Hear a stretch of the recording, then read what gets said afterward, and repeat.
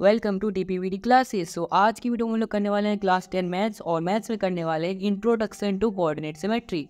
यानी जो हमारा बच्चों कोऑर्डिनेट ज्योमेट्री जो चैप्टर है, इस चैप्टर में जितनी भी चीज़ें हैं, जैसे कि 3 चीज़ें हैं। कौन कौन सी चीज़ें? पहला है डिस्टेंस फार्मूला, दूसरा है सेक्शन फार्मूला और तीसरा एरिया ऑफ ट्रायंगल। ये 3 टॉपिक जो है इसी के ऊपर ही पूरा चैप्टर बेस है। तो इन तीनों टॉपिक को मैं आपको इस वीडियो में समझा दूंगा, ठीक है, जिससे कि आपको इस चैप्टर की पूरी नॉलेज तो हो जाएगी कि इस चैप्टर में क्या क्या है। ठीक है, उसके बाद इसके जो एक्सरसाइज के क्वेश्चन है उसकी भी मैं सॉल्यूशन करवा दूंगा। ठीक है बच्चों, तो इस वीडियो में हम क्या करने वाले हैं? डिस्टेंस फार्मूला, सेक्शन फार्मूला और एरिया ऑफ ट्रायंगल को समझने वाले हैं। तो चलो सबसे पहले हम डिस्टेंस फार्मूला को समझते हैं। तो बच्चों अब यहाँ पे ये डिस्टेंस फार्मूला, सेक्शन फार्मूला और एरिया ऑफ ट्रायंगल में से सबसे पहले हम पढ़ेंगे डिस्टेंस फार्मूला क्या होता है। अब डिस्टेंस क्या होता है? देखो, डिस्टेंस यानी कि दूरी। जैसे मान लो आप यहाँ पे खड़े हो, आपका दोस्त यहाँ खड़ा है, ठीक है। अगर मैं पूछूं कि आप दोनों के बीच की दूरी कितनी है, तो आप कैसे बताओगे? इजीली बता दोगे 1 मीटर है, 2 मीटर है, 4 मीटर है ना। बट अगर मैं बोलूँ कोऑर्डिनेट ज्योमेट्री का यूज़ करके बताओ, कोऑर्डिनेट ज्योमेट्री क्या होता है बच्चों? इसमें एक एक्स और वाई यानी कि एक्स और वाई का यूज़ करें इसमें, ठीक है। जैसे मान लो आपका जो यहाँ पर दोस्त एक खड़ा जिसका नाम ए है, उसकी कोऑर्डिनेट ज्योमेट्री क्या है? 2, -3। और आप जो यहाँ पे खड़े हो, आपकी कोऑर्डिनेट ज्योमेट्री क्या है? -6, -3 है, ठीक है बच्चों। अब ये आप दोनों की क्या है? कोऑर्डिनेट ज्योमेट्रीज है। अब मुझे इन दोनों के बीच का डिस्टेंस यानी कि आप दोनों के बीच का डिस्टेंस निकालना है कि आप दोनों के बीच में कितना डिस्टेंस है। तो मैं कैसे निकालूंगा? तो इसके लिए एक फॉर्मूला है, उसी को डिस्टेंस फॉर्मूला कहते हैं। तो फॉर्मूला क्या बच्चों? देखो, जैसे ये ए है, ये बी है। अगर मुझे ए बी का डिस्टेंस निकालना तो उसका फॉर्मूला क्या होता है? सबसे पहले तो अंडर रूट, ठीक है, under root into x2 minus x1 का whole square plus y2 minus y1 का होल स्क्वायर। ठीक है बच्चों, ये है हमारा डिस्टेंस फॉर्मूला, सिंपल सा। अब समझते हैं इसमें क्या क्या टर्म्स हैं। सबसे पहले x2 माइनस x1 और यहाँ पे y2 माइनस y1, यानी कि x और y के टर्म्स आ रहे हैं। तो ये जो फर्स्ट वाला होता है ना, इसको हम क्या कहते हैं? x कहते हैं। जो सेकंड वाला होता है इसको y कहते हैं। सेम यहाँ पर ये पहला जो है इसको x कहेंगे और जो दूसरा है इसको y कहेंगे, ठीक है। बट ये जो पहला है इसको x1 कहेंगे और पहले y को y1, और ये दूसरा है इसके x को x2 और दूसरा इसको y की y2, ठीक है। ये आपको ध्यान रखना है। और फॉर्मूले में क्या है? देखो, x2 माइनस x1, तो x2 क्या है? -6। तो अगर मैं इसको सॉल्व करूँ अंडर रूट से लिखेंगे, ठीक है बच्चों। उसके बाद देखो, पहले है x2 क्या है? देखो ये x है, ये भी x है, बट ये x1 है और ये हमारा x2 होता है। तो x2 क्या है बच्चों? -6। तो यहाँ पर क्या आ जाएगा? x2 की जगह पे -6, ठीक है बच्चों। उसके बाद फिर माइनस है फॉर्मूले में, तो हमने माइनस लिख लिया। उसके बाद x1 कौन है हमारा? 2। तो यहाँ पर क्या आ जाएगा? 2, ठीक है बच्चों। और इसका फिर है स्क्वायर, तो उसको हमने क्या कर दिया? स्क्वायर। फिर प्लस y2 माइनस y1 क्या होता है? देखो, ये हमारा y1 है, ये हमारा क्या है? y2 है।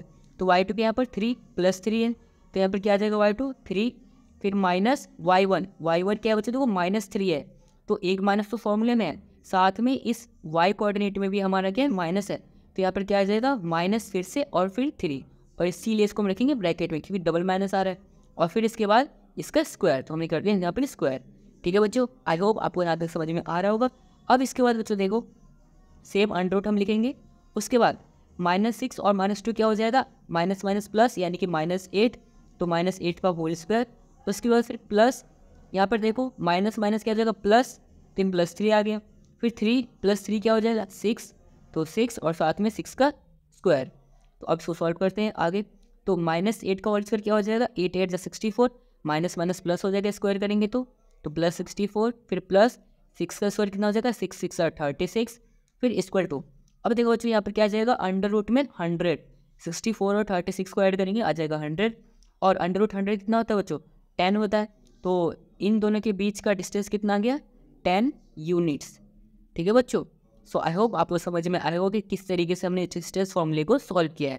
तो अब आपको समझ में आ गया होगा कि कैसे हम डिस्टेंस फॉर्मूला का यूज़ करके किसी भी दो कोऑर्डिनेट्स या फिर किसी भी दो व्यक्ति, किसी भी दो चीज़ों के बीच की हम दूरी को निकाल सकते हैं। ठीक है, आपको सब समझ में आ गया कि फॉर्मूला कैसे है, x1 y1 x2 y2 किसको कहते हैं, कैसे पुट करना है और कैसे सॉल्व करना है। ठीक है बच्चों, अब चलो समझते हैं। इसी में एक और पार्ट है, डिस्टेंस फॉर्मूले के अंदर ही एक और पार्ट है जो कि इक्वी डिस्टेंस का। सो बच्चों, अब इसके बाद जो हमारा टॉपिक आता है वो आता है हमारा इक्वी डिस्टेंट का। सो इक्वी डिस्टेंट क्या होता है? देखो, सबसे पहली बात, इक्वी का मतलब इक्वल, डिस्टेंट यानी कि डिस्टेंस, यानी कि इक्वल डिस्टेंस। क्या इक्वल डिस्टेंस? देखो यहाँ पर एक ए कोई बंदा है, यहाँ पर कोई बी बंदा है, ठीक है, और यहाँ पर कोई सी बंदा है। तो ए और सी के बीच की जो दूरी है ना, ये सेम दूरी जो भी होगी वो इसके बराबर है बी और सी के बीच की दूरी के। यानी कि ये दूरी जब इसके बराबर आ जाए, यानी इन दोनों की दूरी अगर इन दोनों की दूरी के बराबर है, यानी कि ये जो सी है वो इससे और इससे इक्वी डिस्टेंट पे है, यानी इक्वल डिस्टेंस पे है, तो इसी को इक्वी डिस्टेंट कहते हैं। अब ये समझने में एक चीज़ इस पर ट्विस्ट किया है, ट्विस्ट यानी बहुत ही इस चीज़ क्या है, देखो अगर आपको मिले इस तरीके एट एक्स एक्सिस, जब कभी आप ये सुनोगे ना एक्स एक्सिस, तो आपको क्या कर लेना है, वाई इक्वल टू 0 लिख लेना है। अगर एक्स बोला जाए तो वाई को 0 कर लेना, अगर वाई बोला जाए वाई एक्सिस तो क्या करोगे, सिंपल एक्स को 0 कर लेना, ठीक है, ये याद रहेगा, ठीक है। अब इसके ऊपर एक क्वेश्चन है वो करना हो, फिर आपको इक्वी डिस्टेंस वाला कॉन्सेप्ट आ जाएगा एकदम क्रिस्टल क्लियर। देखो इसमें क्वेश्चन में क्या है, find the point on y axis which is equidistant from A and B. Y axis बोला गया है तो किसको 0 लेंगे, एक्स को, इसका उल्टा वाई बोला है तो एक्स को लेंगे, ठीक है। अब ए और बी से ये जो हमारा दूसरा कोई सा है बंदा वाई एक्सिस जो कि सी हम ले लेंगे, वो सेम डिस्टेंस पे है, तो ये इसी का फिगर है। देखो यहाँ पर ए की हमें कोऑर्डिनेट्स 6 और 5 गिवन है, बी का -4 और 3 गिवन है, ठीक है। और सी कौन है हमारा, वाई एक्सिस वाला। तो देखो इसमें वाई बोला गया वाई एक्सिस, तो हम एक्स को 0 ले लेंगे, एक्स पहला होता है तो एक्स क्या हो जाएगा हमारा 0, और दूसरा हमें पता नहीं तो दूसरे को वाई ले लेंगे, ठीक है। और इसमें वाई जो है ना, वाई की वैल्यू को ही फाइंड करते हैं हम इक्वी डिस्टेंस का यूज़ करके, ठीक है। तो देखो इसको कैसे सॉल्व करेंगे, इसको सॉल्व करना बहुत ही ईजी, इन दोनों पे डिस्टेंस फॉर्मूला लगाएंगे और इन दोनों पे डिस्टेंस फॉर्मूला लगाएंगे और दोनों को इक्वल कर देंगे। सो देखो यहाँ पे ए सी इक्वल टू बी सी हो जाएगा, सो ए सी इक्वल टू बी सी, ठीक है बच्चों। अगर मैं ए सी के बीच का डिस्टेंस निकालूँ तो डिस्टेंस फॉर्मूला लगाना पड़ेगा, और डिस्टेंस फॉर्मूला क्या होता है बच्चों, देखो √x2 माइनस x1 का whole square plus y2 minus y1 का होल स्क्वायर, ये चीज़ होता है। अब equal to same B C की तरफ भी लगा देंगे, बी सी में भी सेम ही लगेगा, √x2 माइनस x1 का whole square plus y2 minus y1 का होल स्क्वायर, ठीक है बच्चों। आई होप आपको यहाँ तक समझ में आया होगा कि मैंने दोनों तरफ बस डिस्टेंस फॉर्मूला लगा दिया है, ये इजी है बच्चों, बस दिखता बड़ा है, ठीक है। अब बस समझो। अब इसके बाद देखो बच्चों x2 x1 इन सब की वैल्यू को पुट कर लेंगे। सो देखो ये हमारा यहाँ पे अगर मैं इन की बात करूँ सिर्फ यहाँ पे भी ए सी की, ए सी में देखो ये हमारा क्या हो जाएगा x2 हो जाएगा, ये x1, तो यहाँ पर क्या आ जाएगा 0x2 और x1 क्या हो जाएगा 6, तो 0 माइनस 6 का होल स्क्वायर और साथ में अंडर तो है ही, ठीक है बच्चों। फिर plus y2 minus y1, y2 क्या है बच्चों, यहाँ पे देखो y1 ये है y2 ये है, तो यहाँ पे लिख लेंगे y2 की जगह पे y और फिर माइनस y1 क्या है 5, तो y माइनस 5 का होल स्क्वायर आ गया यहाँ पे, ठीक है बच्चों। अब इक्वल टू फिर यहाँ पे अंडर लगा लेता हूँ मैं, ठीक है। यहाँ पर क्या x2 माइनस x1, तो अब किसकी बात कर रहे हैं, बी और सी की, तो बी सी में देखो x2 माइनस x1, सो x2 क्या हो जाएगा हमारा, बी सी हम ले रहे हैं तो ये हो जाएगा x2, ठीक है बच्चों। तो 0 माइनस x1 क्या है -4, तो माइनस तो फॉर्मूले में है, साथ में एक -4 के साथ भी है, तो ब्रैकेट लगे उसके बाद बड़ा ब्रैकेट लगे स्क्वायर लगेगा, ठीक है। फिर plus y2 minus y1, y2 क्या हो जाएगा, देखो ये हमारा y1 ये y2 हो जाएगा, तो y2 की जगह पे क्या आ जाएगा y, ठीक है। फिर माइनस y1 क्या आ जाएगा y माइनस 3 का होल स्क्वायर, ठीक है बच्चों। आई होप आपको यहाँ तक उसको समझ में आ रहा होगा।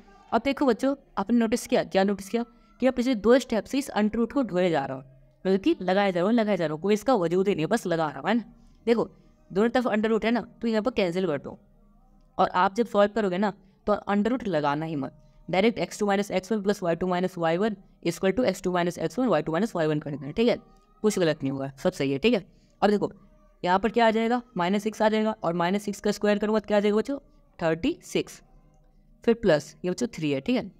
फिर प्लस y माइनस 5 का होल स्क्वायर, यहाँ पर a माइनस बी का होल स्क्वायर, यहाँ पर a माइनस बी का होल स्क्वायर वाला फॉर्मूला लगा देंगे, तो a माइनस बी का होल स्क्वायर वाला फॉर्मूला क्या होता है a स्क्वायर यानी कि y का स्क्वायर, सो y स्क्वायर, फिर प्लस में b स्क्वायर, b क्या है 5 का स्क्वायर क्या हो जाएगा बच्चों 25, फिर माइनस में 2ab, तो 2 इंटू a क्या है y और b क्या है -5, ठीक है बच्चों। आई होप आपको यहाँ तक समझ में आ रहा होगा। अब फिर इक्वल टू ये क्या माइनस माइनस प्लस हो जाएगा, ठीक है, +4 का स्क्वायर करने क्या आ जाएगा 60, फिर प्लस y माइनस 3 का होल स्क्वायर यानी कि वाई स्क्वायर आ जाएगा, वही फिर ए माइनस बी का होल स्क्वायर वाला फॉर्मूला लग रहा है। तो ए का स्क्वायर होता है तो ए का स्क्वायर क्या हो जाएगा, वाई का स्क्वायर, तो वाई स्क्वायर, फिर प्लस में 3 का स्क्वायर 9 आ जाएगा, ठीक है। उसके बाद माइनस 2ab, 2 इंटू ए क्या है हमारा वाई और बी क्या है -3, ठीक है बच्चों। आपको यहाँ तक समझ में आ रहा है, सपोज ये तो क्रिस्टल क्लियर है ना, ठीक है। अब इसके बाद पहले इसके बाद ये सॉल्व करते हैं, 36 प्लस वाई स्क्वायर प्लस 25, देखो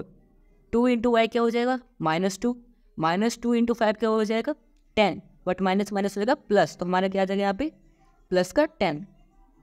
बच्चों देखो यहाँ पर एक मिस्टेक हो गई है, क्या यहाँ पर 2ab होता है और b जब हम लेते हैं तो यहाँ पर साइन नहीं लेते हैं, यहाँ पर साइन नहीं लेंगे, तो यहाँ पर ये +5 आ जाएगा, ठीक है बच्चों। और सेम यहाँ पर भी -3 में मैंने साइन लिया है जो कि नहीं लेना, जो कि +3 आएगा, ठीक है बच्चों। आपको भी चीज़ ध्यान रखना जो कि मैंने यहाँ पर मिस्टेक करी है। तो यहाँ पर क्या आ जाएगा 5 × 10, तो -10 y = 16 plus y square plus 9 minus 3 × 2 = 6, 6y -6y, ठीक है बच्चों। आई होप आपको यहाँ तक भी समझ आ रहा होगा। अब इसके बाद देखो बच्चों, ये क्या हमारा 36 और ये 25, 36 और 25 को ऐड करेंगे कितना हो जाएगा बच्चों 61। उसके बाद यहाँ पर देखो वाई स्क्वायर है, यहाँ पर भी वाई स्क्वायर है, तो वाई स्क्वायर से वाई स्क्वायर आपस में कैंसिल हो जाएगा, तो यहाँ पर क्या बचा -10y, ठीक है बच्चों। 10y = यहाँ पे 16 प्लस 9, अगर मैं 16 और 9 को ऐड कर दूँ क्या हो जाएगा बच्चों 25 - 6y, ठीक है बच्चों। आई होप आपको यहाँ तक समझ में आ रहा होगा। अब इसके बाद देखो बच्चों, यहाँ पे ये 61 है और ये इधर 25 है, तो ये प्लस इस तरफ आके हो जाएगा क्या माइनस, तो 61 - 25 कर देंगे, और ये -10 है, इस तरफ जाके क्या हो जाएगा बच्चों +10, तो = तो बच्चों यहाँ पर ये जो -10y था ये तो इस तरफ आ गया, तो यहाँ पर क्या आ जाएगा +10y और इस तरफ है -6y, ठीक है बच्चों। ये 25 लेफ्ट साइड चला गया और ये -10y जो है वो इस तरफ आ गया, ठीक है। और यहाँ पर है = अब से थोड़ा सा और सॉल्व कर लेते हैं बच्चों। सो बच्चों यहाँ पर देखो 61 में से माइनस करेंगे 25, तो हमारा आ जाएगा 36 = 10y में से माइनस करेंगे 6y, तो आ जाएगा हमारा 4y। तो यहाँ से हमारे बच्चे y की वैल्यू क्या आ जाएगी, y = ये इस तरफ मल्टीप्लाई में, इस तरफ आके 4 क्या आ जाएगा डिवाइड में, तो 36/4, यानी कि 4 × 1 = 4, 4 × 9 = 36, यानी कि y की वैल्यू कितनी आ गई 9 आ गई, यानी कि y = 9, ठीक है बच्चों। तो हम इक्वी डिस्टेंट फॉर्मूला का यूज़ करके हम y या x कोऑर्डिनेट को फाइंड कर सकते हैं, ठीक है बच्चों। ये भी एक कॉन्सेप्ट आता है डिस्टेंस फार्मूला में, जो कि मैंने आपको समझा दिया। चलो अब समझते हैं इससे अगला कॉन्सेप्ट जो कि है सेक्शन फार्मूला का। सो बच्चों अब इसके बाद होता है हमारा सेक्शन फार्मूला, तो अब इसको समझते हैं। डिस्टेंस फार्मूला और इक्वी डिस्टेंट समझने के बाद अब समझते हैं सेक्शन फार्मूला। अब बच्चों इसमें देखो क्या होता है, जैसे इसमें भी हमारे पास एक ये पॉइंट है, एक ये पॉइंट है, ठीक है। इनके कोऑर्डिनेट्स भी गिवन है, बट इनके बीच में एक और कोऑर्डिनेट आ देते हैं जिसका हमें x और y बताना है, ठीक है बच्चों। इस पॉइंट का हमें x और y बताना है, बट इसमें हमें ये रेशो 3:1 के रेशो में डिवाइड हो रहा है, ये चीज़ हमें पता है। तो देखो इसको कैसे करते हैं, देखो इसका ये फॉर्मूला है कि x, y = m1 × x2 plus m2 × x1 upon में m1 प्लस m2, फिर यहाँ पे comma m1 × y2 plus m2 × y1 upon में m1 प्लस m2, ठीक है बच्चों। ये इसका फॉर्मूला है। देखो कैसे करेंगे, सबसे पहले x, y शिफ्ट से ऐसे लिख लेंगे, फिर = m1 × x2, सो m1 के 3 × x2, x2 क्या बच्चों देखो x1 ये x2 ये यानी कि 8, फिर प्लस m2 × x1, m2 क्या है बच्चों ये 1 × x1, x1 यानी कि पहले यानी कि 4, ठीक है बच्चों। फिर अपॉन में m1 प्लस m2, m1 के 3 + 1 4 यानी कि 3 + 1, फिर कॉमा m1 × y2, m1 क्या है पे 1 × में y2, देखो ये x1 है ये हमारा y2 है, तो 1 × 5, फिर प्लस, सो बच्चों यहाँ पे देखो क्या था m1 × y2, m1 क्या है बच्चों 3 है ना, तो यहाँ पे 3 आएगा, 3 × 5, फिर प्लस m2 × y1, m2 क्या है बच्चों ये यहाँ पे लिख लेता हूँ मैं m1 m2, सो m2 क्या है 1 × y1, ये y1 है ये y2 है, तो यहाँ पे आ जाएगा -3, ठीक है बच्चों। अब इसके बाद बच्चों अपॉन में m1 प्लस m2 जो कि आ जाएगा 3 + 1, सो 3 + 1, ठीक है बच्चों। आई होप आपको यहाँ तक समझ में आया होगा। अब इसके बाद x, y = 8 × 3 = 24 प्लस 4 × 1 = 4 अपॉन में 3 + 1 4, 5 × 3 = 15 प्लस -3 × 1 क्या हो जाएगा -3 अपॉन में 3 + 1 4, ठीक है बच्चों।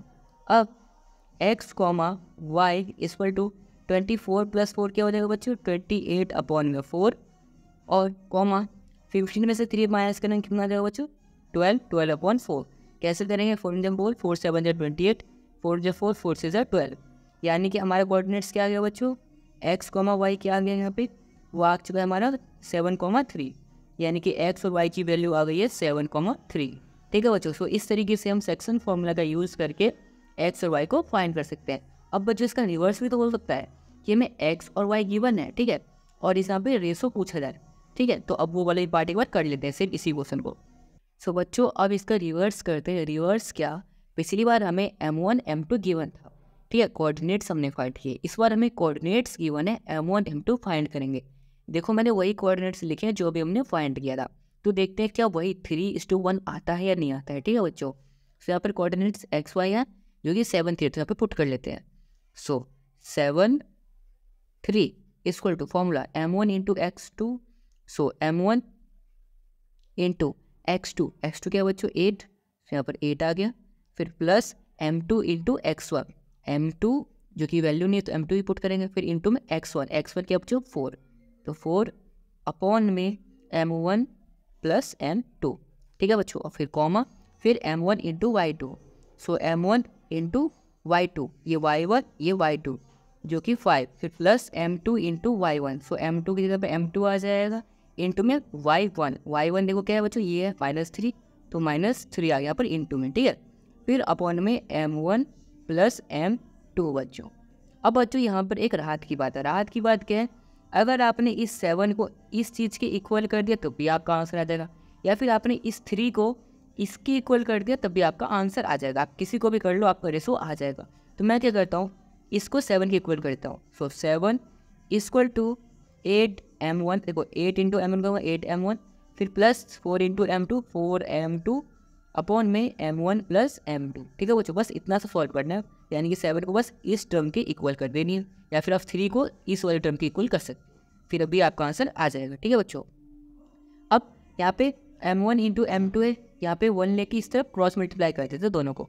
सो अगर मैं यहाँ पर मल्टीप्लाई करती हूँ तो क्या आ जाएगा 7 इंटू m1 क्या हो जाएगा 7m1 प्लस 7 इंटू m2 यानी 7m2, फिर इक्वल टू 1 से मल्टीप्लाई होगा कोई चेंज नहीं होगा 8m1 प्लस 4m2, सेम सिर्फ ऐसे ही आ जाएगा।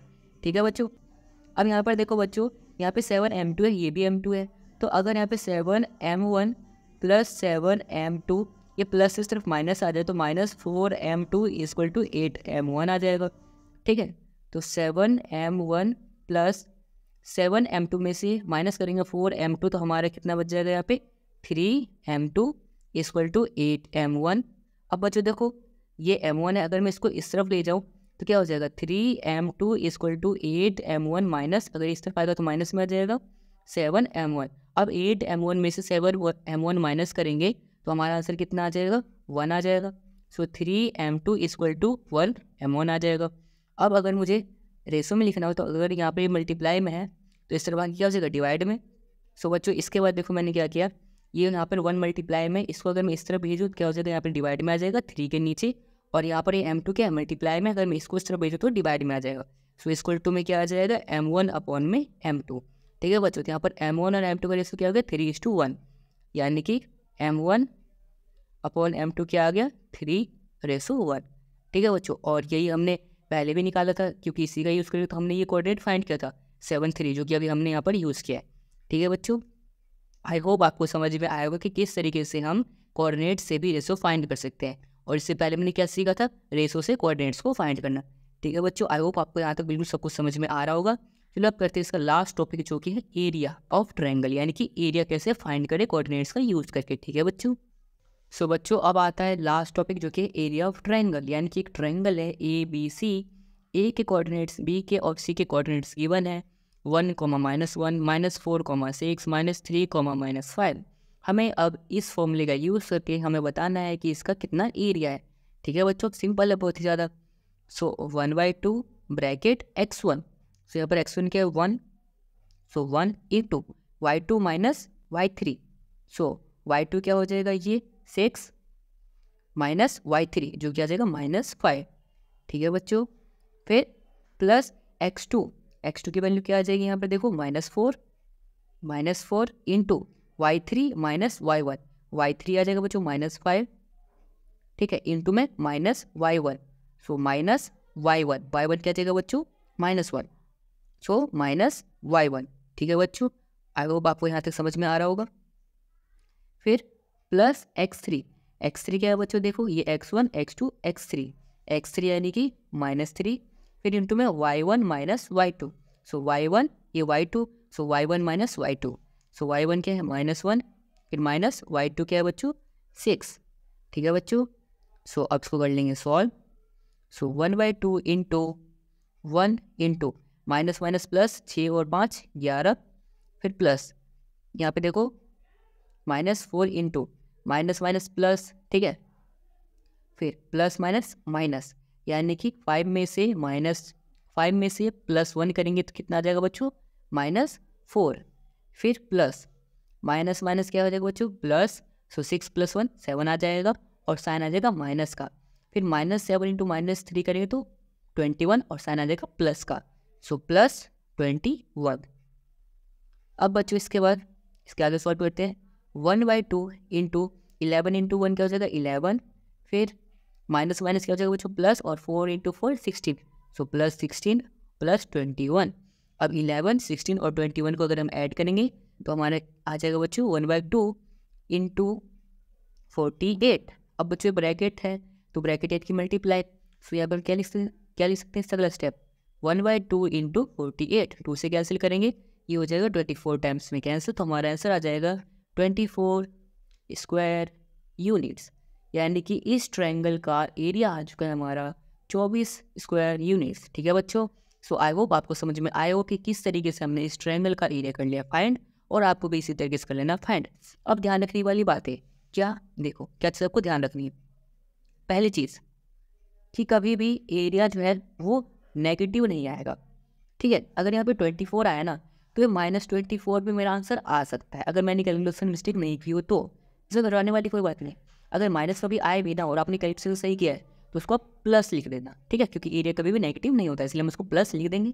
दूसरी बात, अगर कभी आंसर 0 आ जाए तब क्या करेंगे, अगर कभी भी आंसर 0 आता है इसका मतलब क्या है, वो जो ट्रायंगल था ना वो कोलिनियर था, कोलिनियर यानी कि उसके 3 पॉइंट्स जो थे ना वो तीनों एक ही लाइन पे थे, ये 3 पॉइंट्स एक ही लाइन पे थे, इसीलिए उसका कोई एरिया ही नहीं बना, क्योंकि लाइन का कोई एरिया थोड़ा ना होता है, इसीलिए उसको कोलिनियर बोल देंगे, यानी कि इसीलिए तो उस समय 0 आ सकता है उसका एरिया, ठीक है बच्चों। तो आई होप बच्चों आपको चैप्टर 7 का इंट्रोडक्शन वीडियो आया होगा अच्छे समझ में आया, तो इस वीडियो को लाइक कर देना, चैनल को सब्सक्राइब कर देना, इस वीडियो को अपने दोस्तों के साथ भी जरूर शेयर कर देना, and thanks for watching this video.